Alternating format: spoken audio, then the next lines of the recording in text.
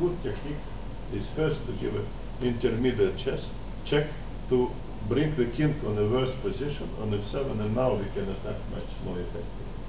So that type of moves I was doing automatically. Kind of education.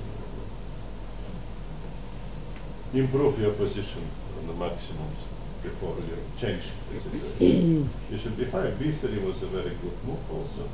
The idea would be clear now. Now we see that he has to protect the pawn, so we want the tempo basically. Now a4 is now.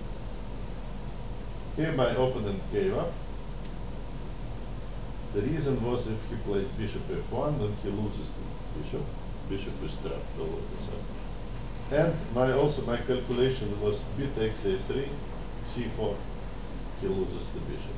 Yeah? Later, all of a sudden, difficult proof computer, of course, because I was lazy. But then I see that he has one more move. He can save the bishop actually, with the funny move rook h7, which probably escaped our attention during the game.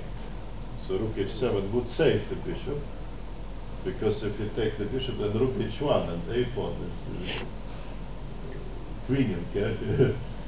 So, but my queen's rather simple. He plays king b1, so bishop is escaped, but all pawns would be lost. Rook takes a6, and pawn d6 is losing, and also pawn on a3 would be lost. So white is winning, very simple.